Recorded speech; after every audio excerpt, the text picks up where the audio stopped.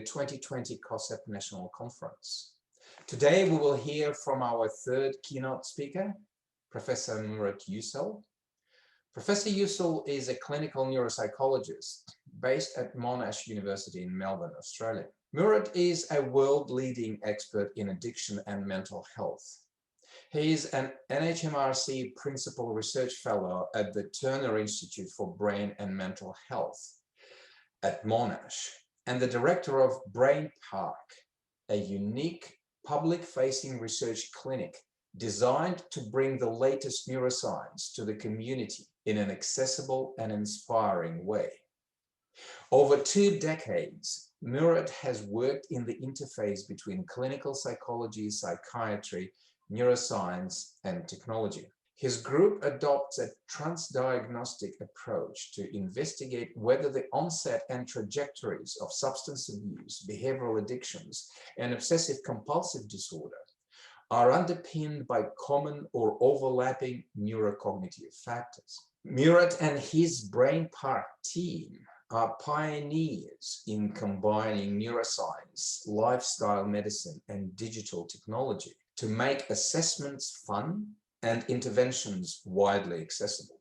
Their interventions range from physical exercise, yoga, and meditation to virtual reality, cognitive training, and brain stimulation to create accessible treatments that can be engaging, effective, and self-administered. Murat is one of the world's most highly cited addiction researchers. His work has had an exceptional and enduring impact on the world stage, staying in the top 1% of the world's most influential scientific work for over 10 years. Today, Murat will speak about Brain Park and other broader capabilities of the Turner Institute at Monash, about the Delphi method of building expert consensus to accelerate new research, and his experience in applying this method to the addiction space, and now to this cognitive fitness framework, utilizing an incredible collective brain power of international expert panels. I've always found Murat's work fascinating, thought-provoking, and professionally challenging. I have no doubt today's presentation will be an eye-opener for many. It'll certainly offer many insights into where our profession is heading into the future. Can you please join me in welcoming Professor Murat Yucel? Thank you. I'm a professor at the Turner Institute for Brain and Mental Health and also the director of Brain Park, which you'll hear a lot about in a second. My training is in clinical neuropsychology, and I have a PhD in the area of mental health. I've been working in it for about 20 years. Started off the first 10 years mainly trying to understand the foundational mechanisms by which addictions and compulsions, what drives addictions and compulsions at the level of brain and cognition. And then over the last 5 to 10 years switched to more trying to develop novel assessments and interventions that will help advance the field and also help people struggling with addictions, compulsions, and more broadly mental health.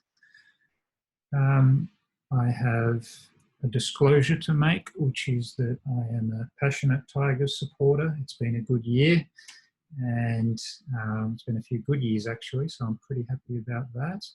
I have a few other more boring disclosures to make, which is that I get funding from my university as well as the government philanthropy and also some private firms in relation to some of my clinical work, but none of this has any influence over the design, management, analysis, presentation or publications of what I do.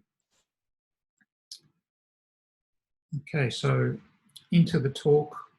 I want to start by just thinking about this young man, and he's been struggling with gambling, and he has been spending more money than he would like on gambling really over months. It started off as something that was fun, but now he's finding that he's spending money he can't afford. He's struggling to control his behavior. He finds lots of cues and triggers in the environment that keeps him going back to gambling. He stopped much of his social activities as well as his structured community activities like participating in sport and so on. He's quite worried and he wants some help. Now, some options for him are things like Gamblers Anonymous, or other options like group therapy or a GP or psychiatrist or other specialists. But in reality, we know that 90% of people in this young man's shoes are not going to engage with the current forms of help. They just don't. So is there anything else that we could provide that potentially is more engaging and will help attract some sort of invitation to engage in the solution for someone like this young man? Well, possibly could lifestyle interventions facilitated by technology be a potential solution? For example, is it possible that one day we could give this young man a tablet and say, here, play some games, and as he's playing games, we're indexing his psychological style, some really key components that we think are important in his psychological profile that might be linked to gambling. So as he's playing these games, we're indexing these, and then we're getting him into a specific exercise program that is making his brain a bit more plastic, open to new learning, open to breaking old habits and learning new habits. We also give him some sessions where we put a virtual reality monitor on him or a head-mounted display, and we put him in gambling scenarios, these high-risk situations where he's interacting with the environment like he would be in a casino, and we're seeing what triggers him, his body, his mind. What are the triggers that are in there that link to these profiles? We can measure that dynamically, and then we give him other skills like mindfulness practices, just to distance himself from those triggers and urges and to be able to resist them and grow some strength against the cravings and gain extra self-control. Is that possible? I think it is, because one of the biggest things we've learned in the last 20 years is the brain really does change as a result of experience. So if you have experiences that are regular and intense, that will change the brain. Just like in the case of this young man, gambling has changed the brain. These other activities that we can provide him with can change the brain for good as well, rather than for bad habits, for good habits. I think we can achieve this, and I'd like to propose some of the work that we're doing that is heading down this path. If we start with the idea that the brain is very plastic and there's a lot of things that we can do to change our brain. This is one example where here we're looking at the volume of the hippocampus, a part of the brain in the temporal lobes, very much involved in things like stress regulation, emotion regulation, memory, learning. And you can see that across our lifetimes, we tend to stay pretty flat in terms of volume, and then somewhere in the 50s, we decline in terms of brain volume. And the reason the hippocampus is really interesting is because it's actually a part of the region that's part of the brain that's really sensitive to what's going on in the environment, what's going on with you and your experiences. It reacts to what's going on in your life. And it's like a proxy for general brain change and brain health. So if we look at this trajectory, and then we look at, there's some blues and there's some orange lines. The blue lines represent individuals that over almost a decade, when they've been remeasured, have gone up in volume, and the orange lines are decreases in volume. And you can see that for the large proportion of 20s to 50s, most people are increasing in volume, a few decreasing, and then after sort of from 60s onwards, most people are decreasing, but there's actually a lot of people that are still increasing well into their 70s and maybe even 80s. And the other thing you notice is this huge variation, individual variation across the lifespan. So you could be, you know, here or here on that trajectory or that trajectory. There's a lot of variation, and that makes it really interesting.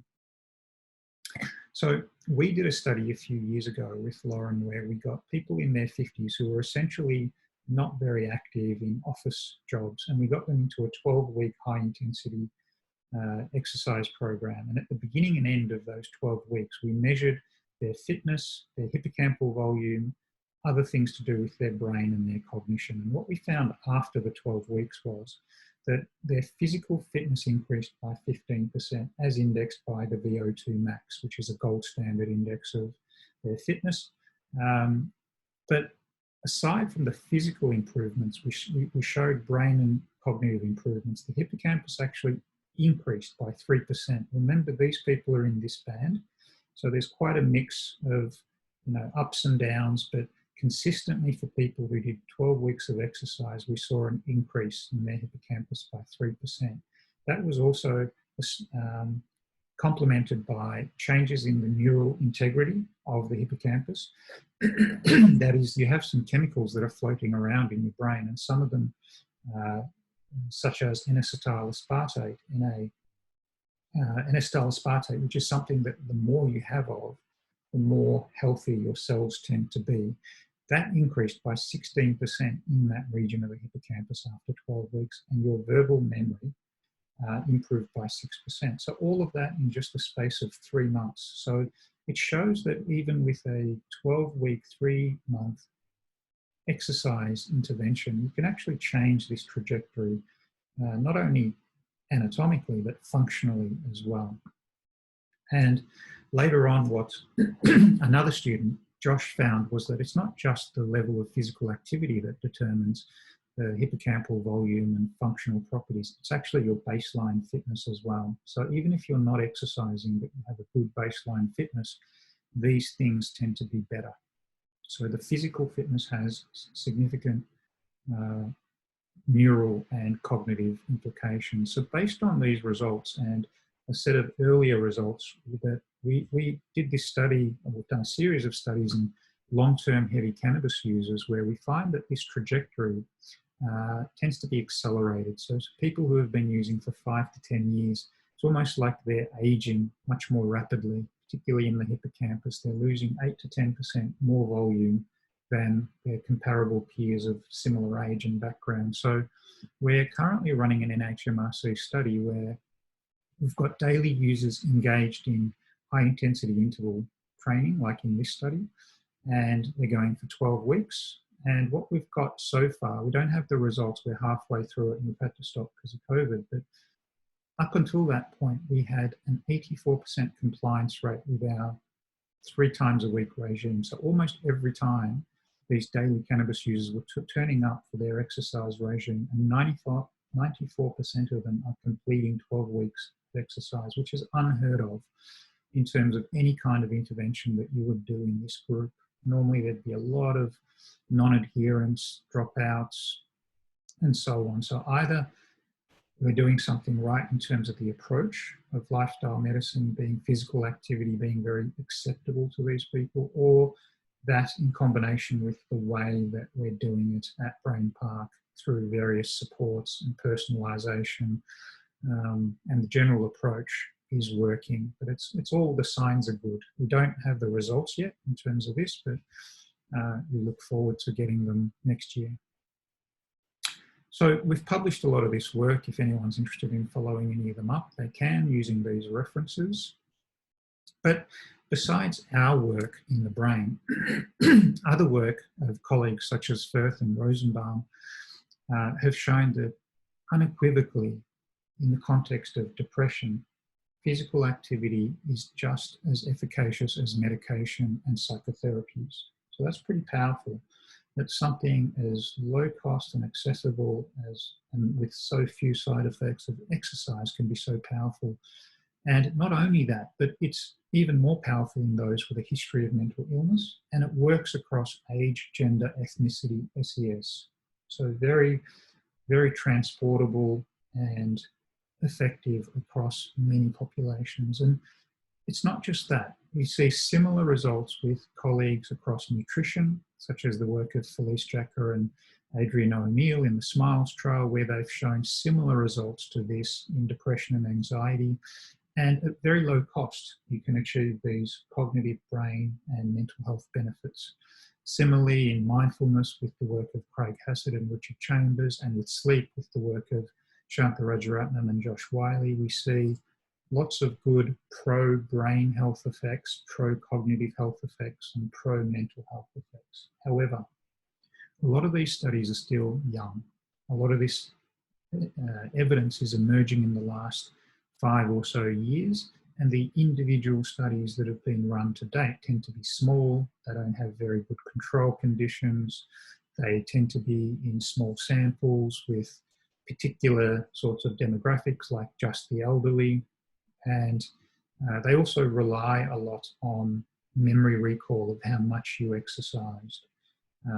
So we need to create higher quality studies and run them clinical trials that can offer more assertive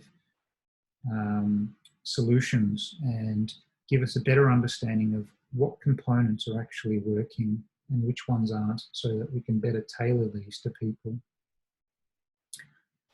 So coming back here, if all of these are showing these pro-brain cognitive and mental health effects, then we can choose one or some combination of these to really change the position we're in on this trajectory and the actual trajectory we're on within this trajectory. So we can get someone who is maybe at risk, who is very low on, say, hippocampal volume, and we can get them increasing towards the middle band, towards where most people are.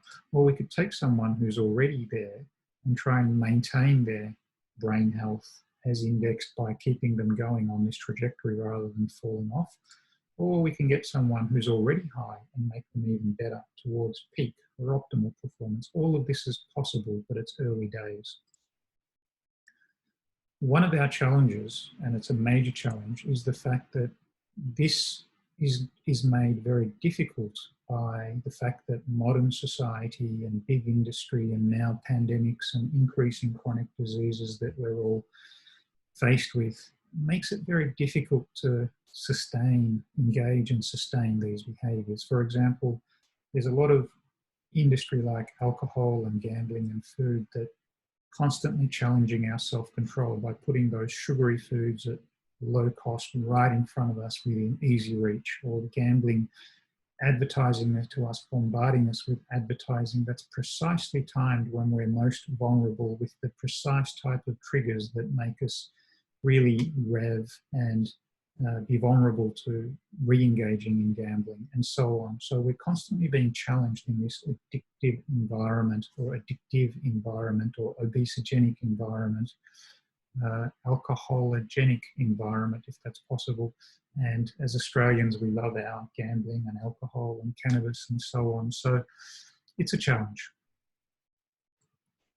If we take that further, if we take a person, in their daily routine, when they wake up, at several times throughout the day, we're challenged with lifestyle decisions or options, whether we wake up and we go for a run, or we have a caffeine hit, whether we take a walk and have an apple, or we sit down and have a donut hit with sugar, or after work we have a chill and some reflection time and unwind, or we get into the alcohol, or at bedtime where we actually go to sleep, or we grab the screen and start looking into various things that make us more worry, or we put on a bet, or we buy something and so on. So every day we make these decisions, and a lot of us will move between the good and the bad side of these. But if we get stuck on this side, which is what a lot of these influences can make us do, then the trajectory is not so good.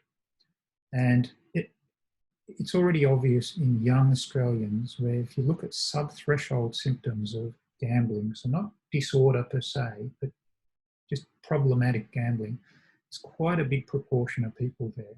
And it's the same with substance use. It's the same with the amount of sugars and fats we eat. So we're making ourselves more and more vulnerable to mental ill health. And what we want to do is lean over to the other side and use the pro-health benefits of lifestyle medicine to be able to go down this path towards mental wellness. And that's essentially the goal of Brain Park, is to help us do that. And we ask 3 questions. Try and understand, how do these lifestyle and technology-based, we include technology in lifestyle, how do they help improve these cognitive, brain, mental health outcomes? And how can we, in order to do that though, we have to be able to measure and monitor not only these, but also all of these in a much better way than we currently are. Without good measurement and monitoring, all we can do is we can say, my exercise makes me feel better. It gives me more clarity or energy or confidence or better thinking skills, but we don't actually have a really good objective mechanistic understanding of what parts of exercise improve what specifically. Is it just a placebo feeling or is it real? And how do we take the actual features or the secret sources that are in exercise and apply it to the next person? In order to do that, we've got to have good, rigorous measurement. I'm going to talk about those two now. So this is exactly what Brain Park is for. It's basically, let's say it's a wellness center with exercise physiology, an indoor and outdoor gym, exercise physiology room, where we can take bloods and saliva samples. It's got everything that you would expect in a community gym, a spin room with interactive display where you could be doing physical and cognitive challenges, a virtual reality room where we can put you in various scenarios that I'll be showing you. And we've got wearables on you. We're measuring all the signals that your body's giving off while you're engaged in these activities. So science is definitely there, but it's in the background. It's not in your face. It feels more like a communal center run by world experts in neuropsychology, neuroscience, exercise physiology, behavior change, technology, rather than a wellness center run by, health sort of wellness people or gym instructors, etc. It's a scientists running a wellness center with lots of science in the background, and all of this is sitting on one of the most advanced MRI neuroimaging centers in the world, where we can look at the brain changes and the cognitive changes that are occurring as a result of engaging in sustained, regular modifications of your lifestyle. What are the changes that are a consequence? So we see this as it's a playground for the brain where we're constantly learning about how lifestyle medicine is actually working. And there is a number of reasons why we've chosen the kind of approaches that we have. First of all, we wanted to make sure that there's actually therapeutic potential in the things that we've chosen, like exercise, like mindfulness, and that they're empowering, that people can take them with them where they go. It's not a specialized bit of equipment or something that costs an arm or a leg, and doesn't have side effects and so on. And even with something like virtual reality, it's now quite affordable and mass produced for the community, where more and more this technology will be just part of a typical entertainment system. And what we use is your standard commercial VR stuff. So we can take whatever we learn in the lab at Brain Park out into the community, because all the equipment is already out in the community. And hence the scalability. We focus very much on things that are both good for your brain and your heart, or your mind and your body. And very much the strength is measuring everything, so we understand all of those features or components of lifestyle medicine that really do work or don't work, so we can target, harness, personalize them, and that's the goal. So with that in mind, we've sort of focused on mental and physical experiences that we give people at Brain Park through lifestyle and technology. So this is sort of our menu of options for our interventions. We also have brain stimulation that I haven't listed there, but it's less of a priority for us because it's less transportable and accessible to people. So this is the main menu. And all of this is geared around the fact that it will change the brain if you engage in them regularly and intensively. So I've already illustrated, in terms of our first question of understanding how does lifestyle and technology improve mental and brain health, I showed you that we try to break exercise down into its component parts. So not just say, how does exercise affect your brain, but what features of exercise affect what outcomes. And the ultimate goal is someone might come in and say, look, I want to improve my cognition and my brain. That might be a different kind of exercise to, I just want a stress relief. Stress relief is probably more low to moderate intensity exercise, whereas as I showed you before, if you want cognitive and brain enhancement, particularly brain enhancement, we tend to work with much more higher intensity exercise, trying to achieve above 80% of maximum heart rate levels, staying in that zone for extended periods of time, 3 to 4 times a week over 12 weeks. And that's what gets you those brain changes, those positive brain changes. And the challenge then is to try to bottle that and understand it even further so that we can take those components and combine it with other things like maybe with diet and sleep to power it up even more for better personal, mental and cognitive and brain health. So as I said, we can then, just like we have with exercise, starting to break the parameters down and target them to different outcomes. We can do the same with mindfulness and yoga, with diet and with sleep, so that we can eventually come up with these lifestyle packages that are really powered to enhance these outcomes. I want to now switch to measurement because it's such an important part of facilitating and fast-tracking the benefits of mental health, the benefits of lifestyle medicine for mental health and brain health. And at the moment, a lot of areas of medicine, the cornerstone of science and medicine is to be able to measure things well and early so that you can detect problems and prevent them from happening or intervene early. Unfortunately, in mental health and mental fitness, our measures are not so great. We tend to ask people how they're feeling, or we have experts who don't always agree with other experts about trying to expertly define emotions and moods and mental health states. So either of them is not at the level of being able to use an objective index of how your mental fitness is going. To be able to detect things early, we don't have the tools. They're not accessible, affordable, available to us. So what tends to happen is, because we don't have those measures that we're aware of, things tend to look pretty calm on the surface. Meanwhile, we don't really see any problems until these, say, addiction and compulsive conditions become a real problem and come up to the surface, by which stage things are pretty severe usually.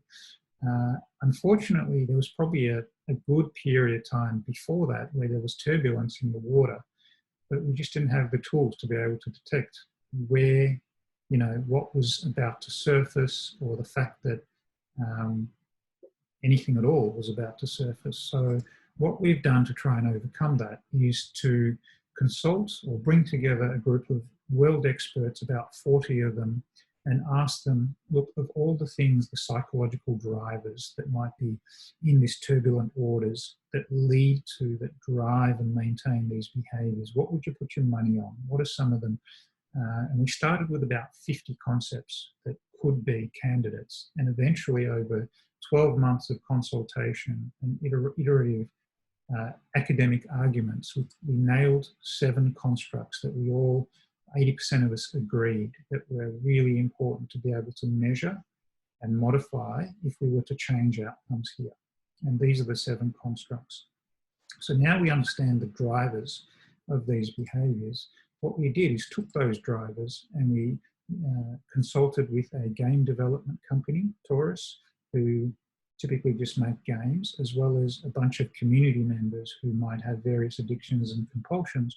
And we said to them, look, we want to develop games that will index these profiles in people just by playing games. Help us make sure that, one, they're really, they're really engaging and they look great and they make people want to play them. And 2, that they're actually meaningful, that they're not silly and irrelevant or academic but don't actually mean anything. And through sort of a co-design process, what we've done is develop these games that can be done through a mobile phone or a tablet or a computer. And on the front end, you're playing this simple, engaging game that has lots of things going on. But at the back end, there's a lot of sophisticated properties, like the fact that even though it's a game, psychometrically these games are indexing these psychological profiles very reliably using various indices that we're using to check the psychometric properties of these tests. And also at the back end, we've got some very sophisticated analyses that is converging from these games at the back end, that all the responses that you're giving is allowing us to index how you're learning from reward, how quickly you're forming habits, whether you're finding it difficult to control your inhibitions, and so on.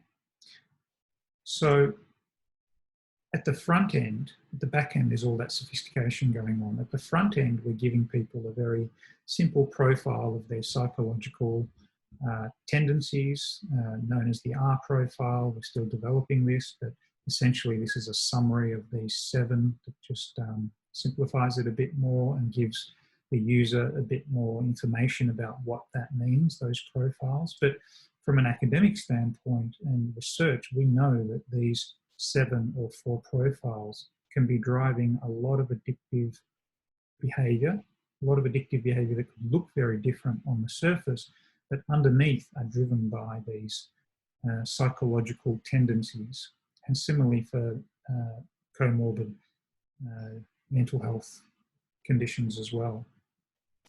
So we're running these interventions. Typically the people that have these profiles will enter into these interventions that we're running. And so as we do these interventions, we will also check to see how these psychological profiles are changing over time. And not only do we look at things like the hippocampus and brain health and other areas of cognition, but we look to see if we're changing any of these by our interventions. If we are, then that's gold, because it means we can then, when people come to us with particular profiles, they may have these problems and it's reward learning that's really driving a lot of these behaviours, then we can use our intervention, the one that works for reward learning, and tune that in. And so it gives us this transdiagnostic viable treatment target through lifestyle medicine. The other thing about decision making is that a lot of it tends to happen, particularly when we're talking about addictions and compulsions, in dynamic contexts. So good and bad decisions and behaviours are made by an interaction of the agent, let's say the electronic gaming machine, the environment, it could be other people or sounds, smells, and the person themselves. So the interaction there is what drives good and bad behaviour. So in order to properly test, measure and monitor decision making and cognition, ideally you want to put people in a casino environment, or in this case in an environment that is contaminated for someone with OCD who is triggered by contamination. So we've developed a virtual casino and a kitchen and a bathroom that is very contaminated in order to really immerse people in these environments, and they really do get immersed, and then create all the cravings and the fear and disgust of being in that environment, then get them to make decisions and measure things in that dynamic environment. And you can see here the 2 conditions where someone's, putting raw meat in a fridge or in a bathroom or in a casino. We've got them wired up into we're measuring lots of body signals from the heart, from respiration, and so on.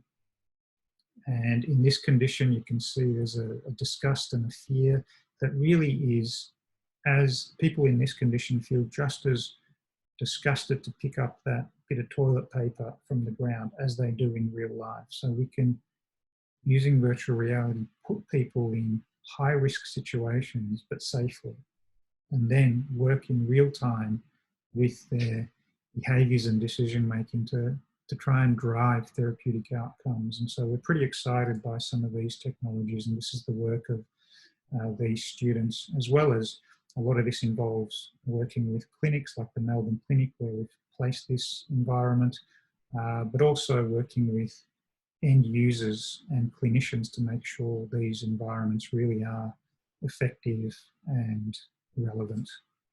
So coming back to the original question of, can we help this young man by offering these kind of lifestyle and technology-based solutions? I think we can. As I've shown you, we've already developed tools that are expert consensus. We have expert consensus on, that we've worked years to develop, that are psychometrically reliable, that index these core psychological constructs that drive a lot of addictive behavior. We can measure that now just by getting this person to play games. And then we can put them in a 12-week intervention that will get this person's brain a bit more open to breaking old habits and learning new habits. Maybe it'll even switch certain genes on and other genes off for the better, or promote certain neurochemicals that are more in tune with stress resilience. And we know there's evidence of all of that by physical exercise. And I showed you evidence of that from our student studies. And I also showed you how we can put a head-mounted display on this young person, put them in a gambling environment, and then really see what triggers their behaviours. What of these is really responding to the gambling environment to give us an insight into what we can work with, and in real time, that we would never be able to do in another way. We just have to be relying on the person's insights and memory and so on, which is too hard.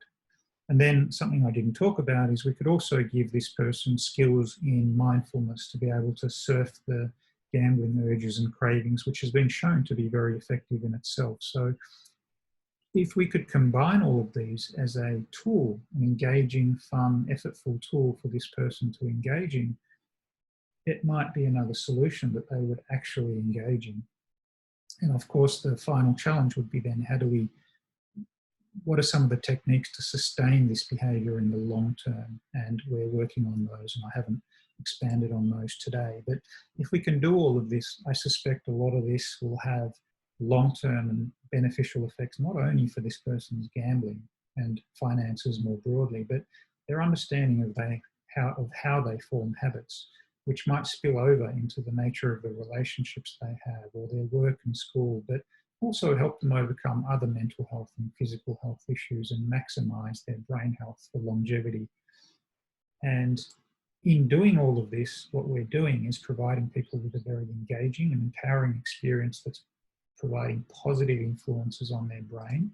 We're focusing on underlying psychological drivers of behaviour, and we're really looking to work with end users, clinicians, to sustain, implement and scale these behaviours, so that the net benefits are much broader than just what we're focusing on here. I'd like to thank all of these. There's numerous students and people and organisations that are really involved in all of this. I'd particularly like to thank my deputy, Dr. Rebecca Segrave, who's been really with me a long part of this journey and has been instrumental in this work. And I might just stop sharing my screen. So before I let you go, I've got another 10 minutes, and I guess I wanted to just broaden the discussion to some of the both more specific things that we're doing, as well as the broader things that we're doing at the Turner Institute. So I'm just going to share my screen and take you through a couple more things. So if you remember, I mentioned that we did this Delphi study in the context of addiction, where we surveyed 40 people and narrowed 7 drivers of a range of addictive behaviours, substance and behavioural addictions. We narrowed it down to 7. So what we're doing at the moment, together with Eugene Aidman, who is one of the leaders in the cognitive fitness area, who's really pioneering some of this work, but we're working together to try and come up with a transdisciplinary expert consensus on the neurocognitive drivers of performance under pressure. So what we're doing is another international Delphi study, this time of 80 world experts, and we're asking the question, what are the psychological constructs that underlie optimal performance in dynamic and high pressure environments? Now you can see that question can be applied to a range of areas, including first responders, sport and competition, and the military. And in fact, we've got experts from across all of those areas to address this question in order to see if some of these constructs, just like here, they apply across different addictions. We want to know if there's psychological constructs that really drive peak performance, sustain peak performance across all of these disciplines.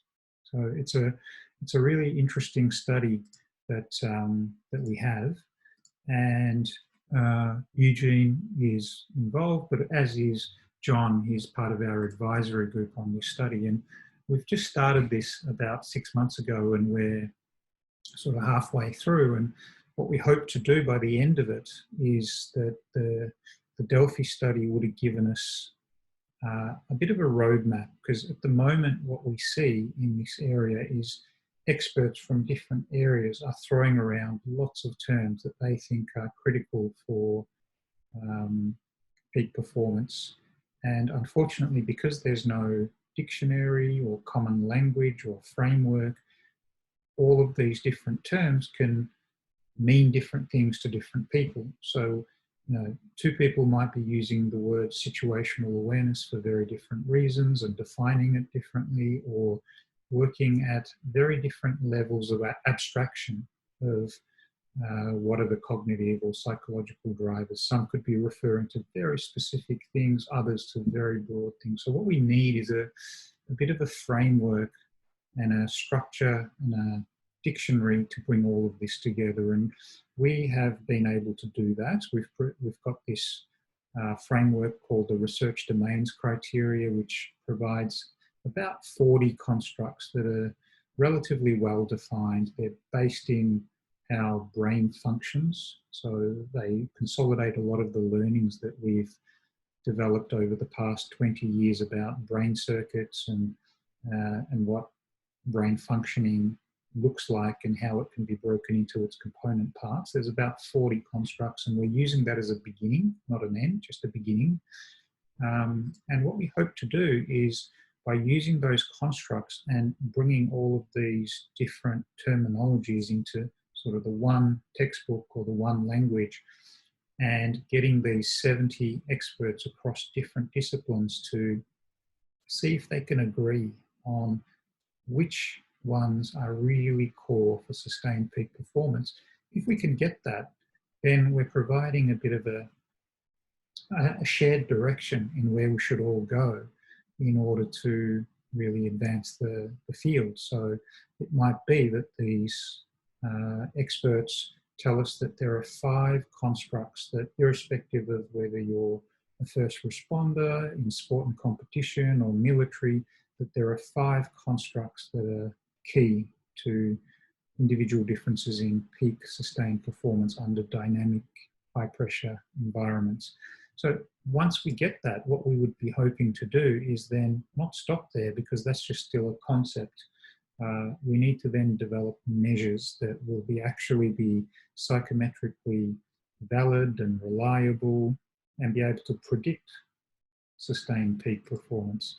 And when we've got that, then we want to take it to actual end users across military, stakeholders across sport and competition, and first responders, and make sure that it makes sense to them, that we're not developing these measures that are academically meaningful, but in the real life aren't really meaningful and therefore aren't going to be adhered to or completed. Once we've got that, then we've got this really nice tool to be able to map individual differences in these constructs of high relevance to sustained peak performance. And once we've got that, we can actually map those individual differences where we can understand which constructs are actually trainable and which ones are more fixed and not trainable. You're just essentially born with it and there's not much room for change. And if there are some constructs where there are significant individual differences that can be trained, well, what are those training modules? Are they based in technology such as brain training or brain stimulation or maybe virtual reality? Or are they based more in lifestyle mechanisms like the amount or type of sleep and exercise and diet you have, or how much mindfulness you practice? Can those things change these constructs? And finally, we can then use them to monitor and really to monitor people's progress, whether it's as a function of training, but also they might be out in the field and we detect some changes in these constructs, which might be placing them at risk depending on the circumstances that they're in. Or we could use them, these constructs, to identify high yield candidates that might be very suitable for certain job descriptions based on their assessments. And this all is a lot of work, but it's important work, because if we can do it, then we start to really standardize the entire field, bring some kind of gold standard coordinated activity to pull the work that's going on across all of these areas into a much more shared direction. And maybe we can even generate pooled data and facilitate the entire field progressing much more rapidly than it is at the moment, in a fragmented way with no standardized measurement tools, just concepts. And obviously we, as I've illustrated to you, we've done this before in the area of addiction and mental health, where we've developed these games that do measure the constructs of interest, that are fit for purpose, that map individual differences, and that can actually be, some of them can be trained quite readily. So we're going to get there, but it's going to take a bit of time. And just to go from that very specific element to now finally just a few slides on the broader context within which I work, and that is I work within the Turner Institute for Brain and Mental Health, and I encourage you to visit our website, have a look at some of the work we're doing, because we really are quite a large organisation looking at brain and mental health that is of relevance to a lot of you guys and girls. And I think that there's a lot of room for collaboration and working together and doing projects jointly. So just to tease you with a couple of other labs that are doing work at the Turner Institute. So one of them is the Movement and Exercise Neuroscience Lab of James Coxon. So he's very interested in the role of exercise and how that can change the physiology of the brain and also influence learning and memory. So he runs experiments where he, for example, in this study, he looked at 3 conditions where he placed people either into a high intensity interval training, a moderate intensity continuous training, or a rest condition.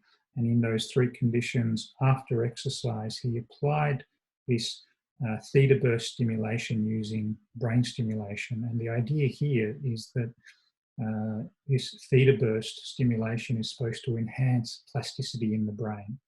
And what James is interested in is understanding whether this theta burst stimulation of enhanced plasticity has a greater effect in those who either just rest prior to it, do moderate exercise, or high intensity exercise. And what he found is that after about 15 to 20 minutes of this theta burst stimulation, it's actually the high intensity exercise group that show the greatest amount of plasticity after about 15 to 20 minutes in the brain.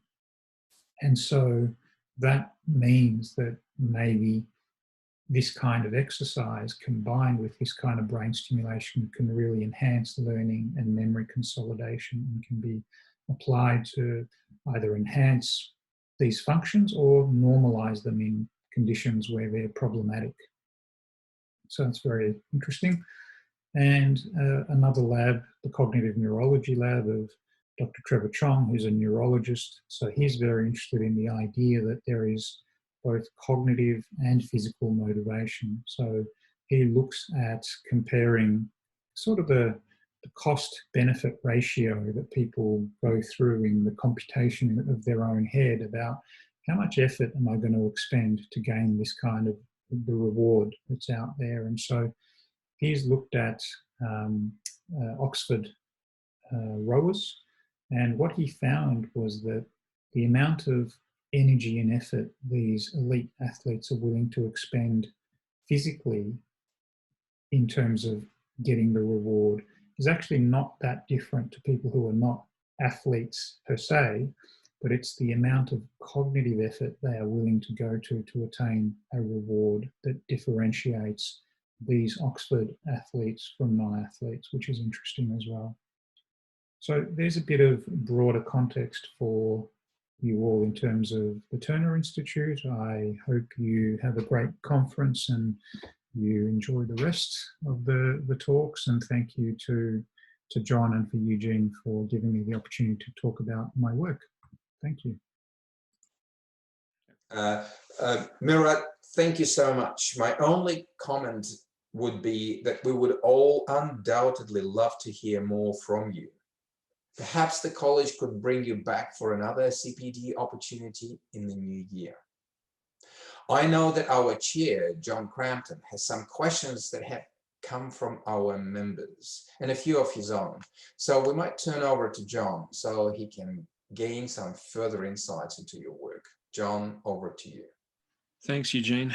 Murat, that's been a wonderful presentation. And yes, we do have a heap of questions. Hopefully we can get through most of them, but can I just pass that invitation on right now to continue this discussion at some stage in the near future. We're seeing a really rapid expansion and an acceptance in the use of wearables pretty much across sport. I suppose one of the concerns is who actually should be using them? Not the athlete, but in fact the person that's actually driving the study. How much background, how much knowledge do you think people really need to have to get the most out of the use of wearables? Not necessarily in a research environment too, just by the way, possibly even in an applications environment. So I have a specific question for you, which is who would you let into your lab to actually use your equipment? What kind of qualifications are you looking for some of the operators of your equipment? Some of the people that you're actually bringing into the research projects to drive them? No, look, it's a really good question when you reverse it that way. We actually built the lab specifically to be external facing, so that it's sort of it's got a communal feel, and a lot of the things that we have in there, including the equipment, whether that's the spin bikes or the gym equipment or the virtual reality equipment, other technologies like tablets, everything we have in there is commercially available to the general consumer. And we did that on purpose so that anything we find, we can then transport that into the real world. And that translation from the lab to the real world, which is a major issue for a lot of us, one, due to time, and two, due to the inability to transfer these equipment because either they cost too much and we can't scale it and so on. We didn't want any of that to be a barrier. So all of the equipment we have is, generally speaking, commercially available, except for a few things. An MRI scanner is not just available to you and I. It's very specialized and it needs very, very delicate operation. Some of the things in our exercise physiology room, which is the treadmill that has a million functions and requires very delicate operation to index someone's VO2 max or various other aspects. So the things where we're trying to understand the mechanisms of how these lifestyle behaviors or technologies are changing our brain, our thinking, our mental health, our cognition, the mechanistic part of things are things that we probably, you need a high level of expertise, and we wouldn't let people just jump on and use them. We would train people to a certain level that we're very happy with, that it's safe, they're not putting themselves or others at danger, etc. We have rigorous training protocols, so we would go through all of that. But a lot of our mechanistic equipment, whether that's the scanners or the treadmill and so on, we only need to do those studies once. So let's say we're interested in what a particular form of exercise is doing on the brain, or dopamine system in the brain, etc. We would do that once in a really well-designed study, and we would understand its mechanisms, and then we would take that out into the community where we don't have to continually do that. We would roll that program out in gyms or in sporting clubs, etc., because we've now demonstrated very rigorously that it has certain brain, mental health, chemical effects, etc. So when it comes to the mechanics, we definitely would we have specialized equipment. But when it comes to actually doing the activity, whether that's on a treadmill, whether that's on a bike or a spin bike or weights or VR equipment, etc., they're all out there. We can use all that equipment to get people engaged in the activities. We just can't understand the mechanisms, but that's what the lab's for. Thanks, Murat. We're getting a better understanding of Brain Park. One of my questions is there an intent for Brain Park to be a clinic or actually run as a clinic? You're sounding like it's a bit different to that. It was, it was actually, we started with a very strong sort of idea that, and in fact, we have clinic in the name. It's the David Winston Turner Research Clinic. So it started off as something that wanted to be very much about the translation of knowledge into practice and policy.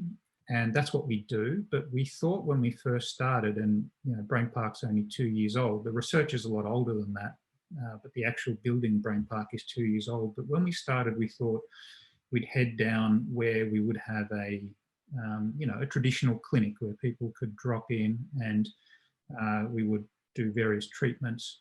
But having gone through the past couple of years, we're now realizing the huge potential of lifestyle behaviors and technology on not just the clinical part of things, but on the community more broadly, both in terms of, increasing health, preventing illness, both physical and mental. And so we sort of really reflected to think, where would we have our biggest impact, whether we would open a clinic and have a small number of people doing very intensive treatments, which kind of already exists, not necessarily the way we do it, but those services exist.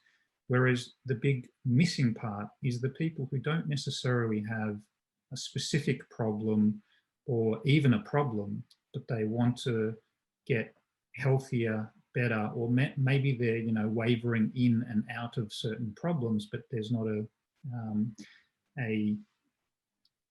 deep enough, strong enough, long enough problem. And those people are, there's an optimal time there where they're willing to be helped. And so we think we would have a much bigger impact with less intensive, but more reach in terms of our program. So we've shifted more to more, we still work with clinics, but we put stuff into other people's clinics, and we're more going down a community pathway. And we've started reaching into, as you know, the more peak performance area as well as into workplaces where they're becoming more and more interested in the general health and fitness, both physical and mental, again, of their workforce, because there's increasing evidence showing if people are feeling healthy and they're more productive, they're less absent, and even if they're present, they're more effective while they're present, as opposed to being present but actually not being that effective and productive. So there's a lot more interest in the broader community, and we're heading that way. Murat, where do you think your students are going to finish up? It sounds like there's quite a few different backgrounds of some of the people that are working with you.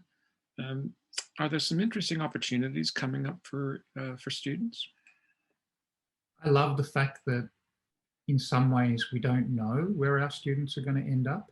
And that's one of the strengths and exciting parts of, in my role, where I see a student come in starting over there and they end up somewhere totally different, because Brain Park has sort of built this capability where we have neuroscientists, we have psychiatrists, we have psychologists, sort of the traditional blend of people. But now we've got people who design games and technology who are coming into the lab, spending a day or two there, people who are physics background, or exercise physiologists, or physiotherapists, or we're taking on more and more disciplines and talking in a much richer language.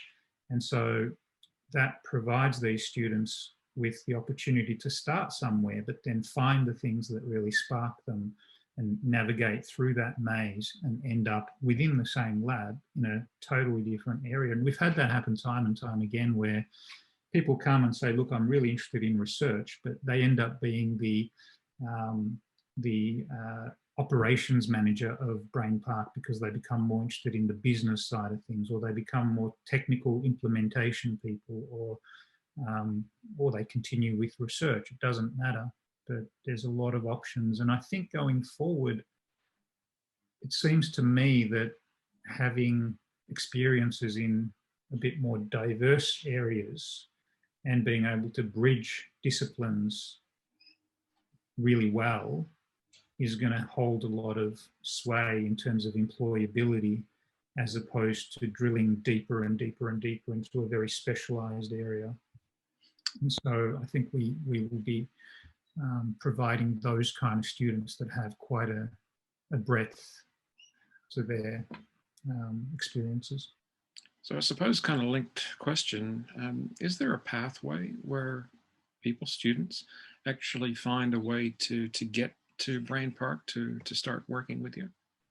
Because we have a large lab, a lot of us do presentations like the one today, and then word of mouth gets out and people inquire from all over the world. And we do have, you know, the university does a lot of advertising as well, and our School of Psychology, you know, psychology has a lot of students, obviously, and they, when you're at a research intensive university like Monash University, you've sort of got this consistent knocking of the door of students interested in various topics. So we're certainly fortunate to have really good students and a consistent supply of them. What's your view of the growth of wearables in sport? I mean, obviously, you wouldn't see a Richmond player training without the heart rate meter, GPS, you know, kit. Where do you see the wearable trend going? I'm a big fan. I love it. Just first of all, in terms of, I went to the CES conference a couple of years ago in the States, which is the I forget what it stands for, but it's all about technology, consumer technology and development. So Google do a lot of their presentations, and Apple and so on. And I went to a few of the sessions where some of the latest wearables they were talking about it. And there's just so much development in terms of this, you know, the fabric that we're wearing as uniforms is going to contain more and more sensors detecting everything from, you know, heat to sweat to the amount of UV exposure to lots of other things that are going on. And I think it's going to be a massive area of data collection coming up. And for me, working in an area where I'm shifting my focus from disorder specific investigation. So I used to look at, you know, what are the mechanisms of schizophrenia or alcohol abuse or gambling? What changes do they cause in thinking and the brain, those disorders? To now I've moved into a space where I go, what does physical activity and the different parameters of physical activity do to the brain? What does, you know, mindfulness do? What does diet do? What does sleep do? And breaking that all up, I've moved away from disorder specific to looking at these behavior specific things. And the problem we face is that we all know good, healthy habits, they make us feel good. They make us confident. They make us energetic. They make us, you know, think better or deal with stress better. We feel this and know this, but we can't quantify it. And we can't quantify it because we don't have really good measures to look at these associations. And I think that these wearables are now really providing the opportunity to not rely on people's feelings or memories of exercise or sleep, but to actually properly quantify the parameters. And that then provides a, you know, we're great at analyzing data. We love data. And we can look at then lots of associations, whether that's, you know, the type of exercise that you're doing. We can look at, for example, the contagion effect of healthy lifestyle behaviors. When you exercise, how does that influence your sleep? How does sleep then influence your diet? And all of those things together, how do they influence your cognition and your mental health? And we can do all of that with passive sensing of quantification of all of those lifestyle behaviors, together with, you know, tablet-based or phone-based assessments of your cognition. And so it provides this really ability to measure and monitor lifestyle in relation to cognition, mental health and brain health in a way that's much more real and out there and rich. And once we can do that, we can then also look at not only the individual, which is, we're giving off signals all the time, we're capturing that at the micro level. We can look at those micro influences in relation to macro influences in the environment, whether that's policy or, other kind of, it could be the pollution in the air, or it could be other macro factors, and how do all of those things come together at micro and macro levels to influence our health. And there's some really interesting work now that's looking at some of this and finding things like climate change, obesity, and undernutrition are all related to the same thing, and they're close at the micro level of the person, because which is interesting that you could influence those three really big things out there at a personal micro level. And it just opens up a whole new way of looking at research. One of the issues about wearables is actually trusting the data. Most developers not only want to own the product, but they also want to own the data by putting it, on a dashboard up in the cloud with tight control on their IP, their algorithms, so on and so forth. What's your position on the kind of data we're getting from the current collection of wearables? There's a lot of apps out there. When you look at something to do with whether it's apps or technologies that are around lifestyle behaviors that are supposed to improve your cognition or your mental health or your brain health. And there's been very good systematic reviews of the technologies and the apps that are out there, and often 99% of things out there don't actually transfer as being efficacious for cognitive health, mental or brain health. So we're only left with the sort of 1% of, at best, of the 100% of things out there. So in terms of actually being clinically therapeutic and meaningful, there's not that much out there, even though we know and we think there's a lot out there. For us, it's about the rigor of testing a lot of the equipment. So for example, we're developing an assessment of, as I talked about, the assessment of cognition, the BrainPack app. We've been developing that for 5 years now.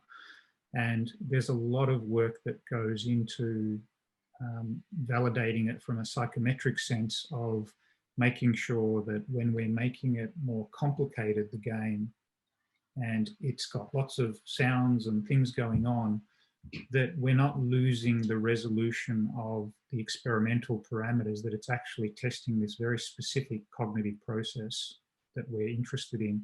And we have to do reliability, validity, construct validity, discriminant validity, all these psychological statistical approaches that we know about. We test those in the background before, and we continually test them and optimize them. And once we do that, we would then take them to both the industry to say, how can we make this more engaging while keeping these experimental parameters? But at the same time, we would take it to end users or people with lived experience, depending on where we want to apply these tools, and say, hey, does this make sense to you? Would you use it, or would you just stop using it and throw it away after a couple of sessions? Is it too childish for you? Is it too, ask a lot of questions and make sure it's meaningful. And then similarly, in terms of the feedback that we would give as well, based on those tools, we have a lot of ideas from an academic sense that is really interesting to us, but they're not interesting at all to the end user. And we want to integrate those things in there as well. And what I like about a lot of apps and wearables at the moment is, they make the display very user-friendly. They're very engaging, simple, meaningful. Even they may not be reliable and valid, but the presentation is very good, and we can learn a lot about that in terms of what we can do. And we tend to way overcomplicate things and present way too much information. So I can push further on that, as the guy that's actually doing the data collection, putting the numbers together in your various studies, what would you do before actually adopting a particular wearable, accepting the data from a particular wearable? If the app or wearable is not fully developed and there's some question about its reliability, are you prepared to accept some kind of like percentage value of the information coming out of it? Say if there's a trend in the data that looks like it's showing us something of relevance, can we rely on that, given all the vagaries of collecting that data, not only with a perhaps untested device, but also in an uncontrolled applications environment? It's a difficult one. I mean, I think you have to be specific. You have to apply that to a very specific area to know whether you would have confidence or not. There's been plenty of times in my work where there's been trend level things happening, but I haven't believed it's going to go in. It's too noisy. It's just not going to end up where we want it to. And similarly with, our cognitive assessment tool, there's been times where I've thought, this is just trend level things, but it's not actually going to be meaningful and get us to the point of consistently at an individual level telling us something that's informative. And so that's why we've kept going back to the drawing board and going, it's not ready. We don't believe it ourselves yet. So we need to keep going and pushing different aspects of the product in order to then get to a point of saying, okay, it's not perfect, but now we believe that it's actually got some meaningful, utility in it. And we're certainly there now, but even within some of our best products, there's been lots of times where I've doubted that we're there yet. And it's taken us, 5 years and maybe over $500,000 to get to a point where we feel more confident. And it's tempting because when you're in research and funding is limited and you want to show impact, you don't always have the time or the luxury to spend 5 years and $500,000 to get to that point. Your next fellowship is up or your position is up, that you have to show impact. So you're almost forced to believe in it before you actually believe in it, because the timescale of research works on 1 to 3 years. And often if you want to do rigorous, good quality studies, it's much longer than that, even for a relatively simple product.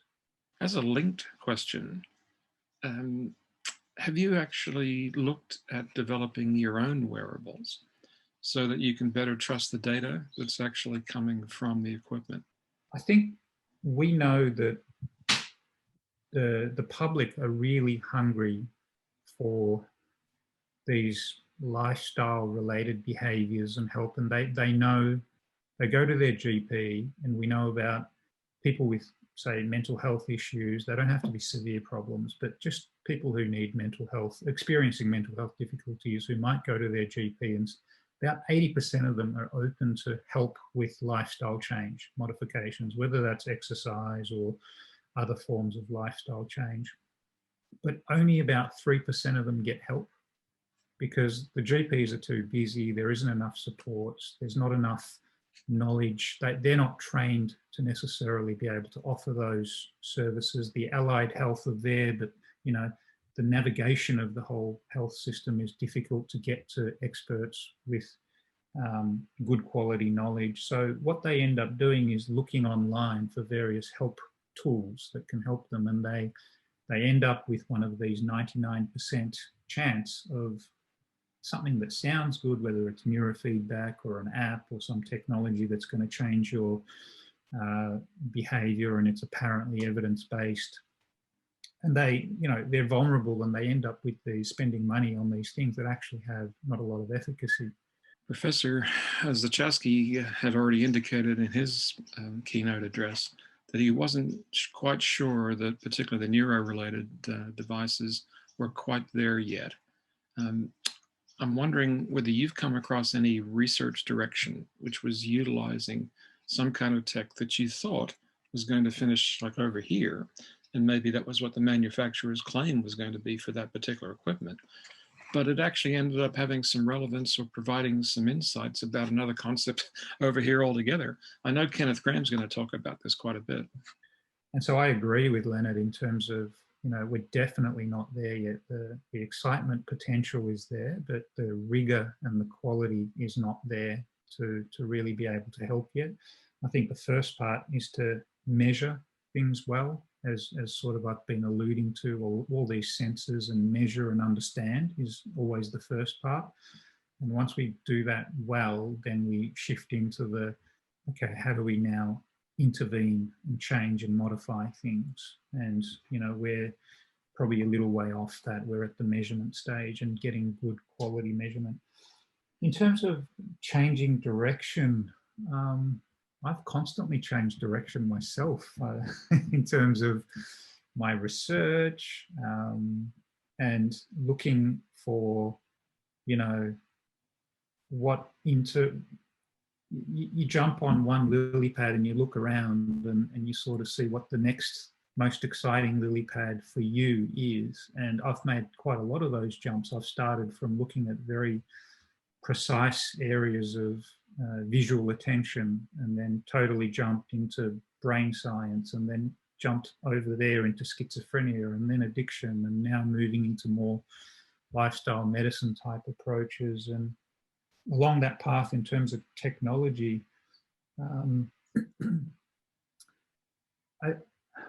I think we sort of, if I, I'm talking about the Brain Pack tool a lot.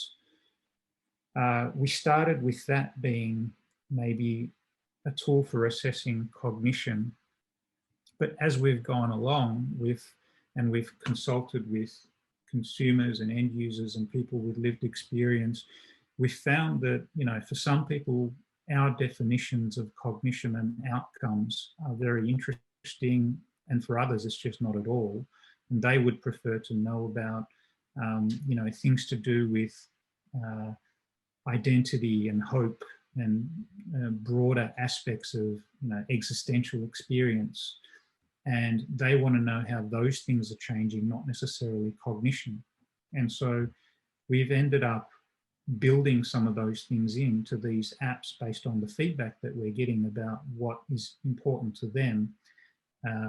And that way we can get not only, say, cognition, the outcomes that we're interested in, but also give people the outcomes they're interested in. And maybe the two are related, we don't know, but we're getting both, and in a sort of efficient way trying to cover both, what our needs and their needs. And so we keep evolving that technology based on ours and end user and industry needs. And so I'm not sure if that's a good answer or not, but staying open to feedback and adapting, I think, generally is a good thing. Murat, has your lab been able to inform the work going on in sport in relation to concussion management? This is a big area for us, and not just from the perspective of the mechanics of the concussion, but more importantly, the management of the time following. I mean, our institute, actually, we have, Jenny Ponsford and a number of others who have done a lot of work in the concussion area. Specifically, we haven't. We've actually, interestingly, as I was alluding to before, we built Brain Park with a view that others would come and use it as well, in order to maximise the role of lifestyle and technology in health. And we've recently had an industry group come in who want to use Brain Park using virtual reality to detect concussion. They have a commercial product that they think is very sensitive to be able to detect concussion, and they want to use the Brain Park environment and benefit from some of the sort of scientific rigor that we have there to test and develop their product. So that's sort of a side thing. You've been driving the Delphi CF2 project now as well, clearly. So what else do you see that your lab will be doing in sport? In terms of Brain Park's role in sport, I think bringing rigor is something that we are good at, and we have really, really good research design people, analytical people, and you know, if we look at the Delphi study, for example, I talked about how we're trying to bring a bit of a dictionary framework that unifies us to talk together in the same language about concepts that we're all throwing around. And that's the first step to getting good measurement. And once we get good measurement, we can apply good design to ask really good questions and then change, modify things much more effectively once we understand, once we get those good measurements in place. And so I think we can influence the field by bringing that scientific rigor to the concepts that we're talking about. And we also, I think we can, we work, we've had a lot of discussions with various sporting groups. One of them is gamers. So people who for a living, you know, play games 8 hours of the day, that's their job, and they compete and they have leagues. And one of the interesting things there is, where is the boundary between gaming and addiction? And it's really difficult, actually, particularly when gaming is your job. And so there are various competition groups who are gamers where this boundary, it's really important to manage it, both in terms of player health, their performance. And so there's opportunity there for us to work with these kind of sporting groups where we can, using our measurements and experience and research studies, be able to help them navigate where things are heading down a more problematic path, and make sure that the, you know, the more well-being part is staying in check, and that their performance is coming from a, you know, a good place, as opposed to from an addiction standpoint. And because a lot of these people, you know, their careers might be short, and at the end of that, we wouldn't want that to be a problem, and we'd want them to be able to walk away from just like any other sporting, you know, having had some fun, but not addicted to something that's going to cause a lot of problems down the line. You're right. There's some very interesting parallels from that comment between addictive behavior and the extremely unusual lifestyle of elite athletes. Perhaps we can spend some more time discussing that soon. Murat, thank you very much for your time today. It's been a wonderful presentation with great insights. Back to you, Eugene. Murat, on behalf of our CoSEP members and the National Committee, can I thank you once again for joining us at the 2020 annual conference. I'm sure that you will have more than grabbed the attention of both our long-term practitioners and the APS fellows, and most likely all of our student members. You may well get a number of inquiries from them. Could I suggest that any conference attendees reaching out to Murat identify yourselves as a CoSEP member to assist Murat in responding to your inquiries? This completes our 3 keynote presentations for the 2020 CoSEP National Conference.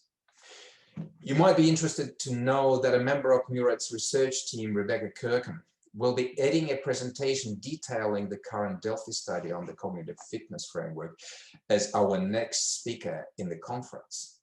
For those not familiar with the Delphi research protocol, you will find her presentation highly informative. 3, 2, 1. As a further teaser, I know I'm personally looking forward to other presentations, including the one from Dr. Kenneth Grime on the use of technology to answer questions about athlete performance, and a joint presentation about rally driving, diving, and preparing a national championship winning football team. Stick around. This conference gets better every step of the way.